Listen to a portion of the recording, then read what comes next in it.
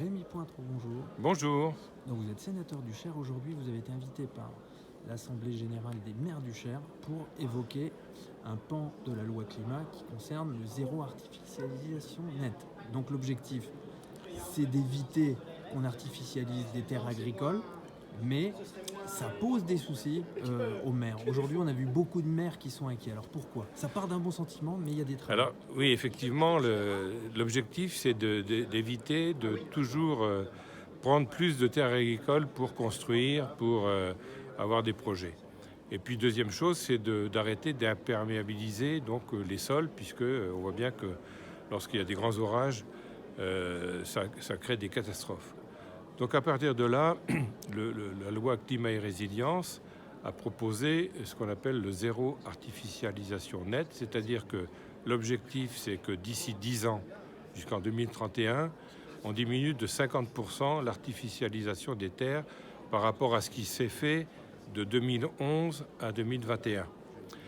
Le problème, c'est que le Sénat a souhaité plus de souplesse par rapport aux documents d'urbanisme existants, c'est-à-dire les PLU, le SCOT, les cartes communales, et aussi qu'on puisse territorialiser ces ZAN au lieu de mettre tout le monde au même niveau sur tout le territoire national.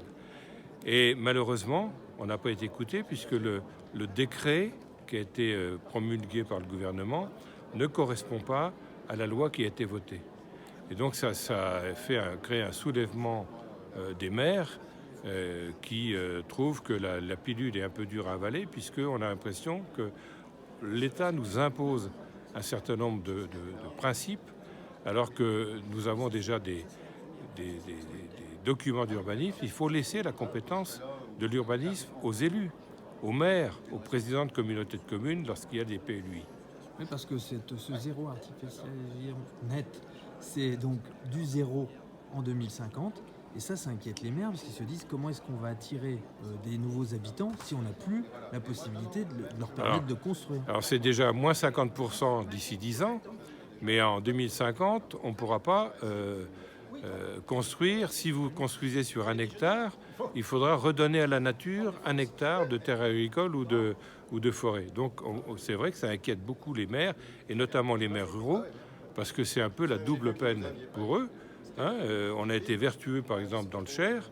On est un département rural par rapport à l'axe ligérien où on a beaucoup construit. Et ça veut dire qu'on va donner un pourcentage identique à ceux qui ont beaucoup construit et à ceux qui n'ont peu construit.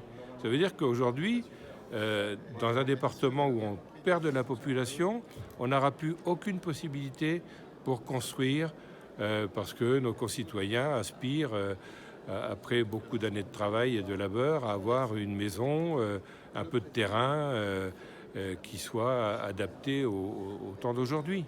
Alors ce qu'on ne comprend pas, c'est qu'effectivement, on voit une urbanisation galopante dans certaines métropoles, on pense à Bordeaux, à Nantes, Paris, où là on se dit oui, effectivement, peut-être qu'il faut ralentir les choses, mais en tout cas, ça ne concerne pas du tout nos territoires. Donc qu'est-ce qu'a voulu le gouvernement, Macron, le président, qu'est-ce qu'il a voulu à travers cette loi?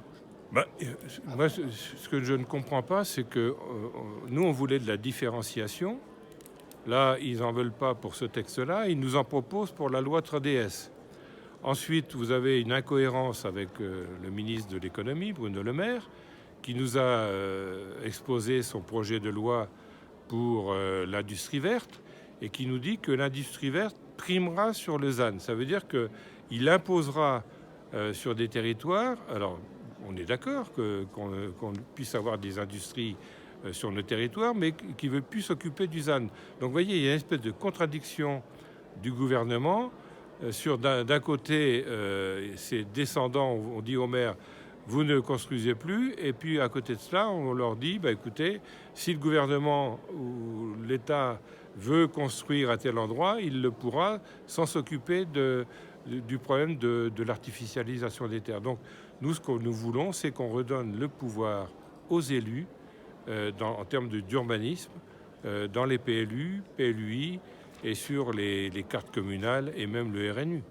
Et donc ce qu'on voit, ce que disent souvent certains maires, c'est qu'effectivement, il y a parfois des logements qui sont vacants, mais qui entrent plus dans les standards d'aujourd'hui. Bien Donc sûr. comment on fait pour détruire ces logements et en C'est construire bien là le sujet, c'est que on a dans des centres-bourgs des maisons vacantes. Moi, je l'ai dans ma commune. On a quelques maisons vacantes, mais qui n'ont pas 1 mètre carré de terrain. Qui va acheter une maison à la campagne en centre-bourg s'il n'y a pas de terrain? Donc, ils sont plus adaptés, ces maisons. Donc, il faut qu'on fasse parfois de l'action, un peu comme l'action Cœur de Ville ou les petites villes de demain, à savoir démolir parfois une maison qui est en mauvais état pour redonner du terrain à la maison voisine. Il y a un travail énorme. Et pour ça, il faut beaucoup de moyens. Il faut un plan Marshall.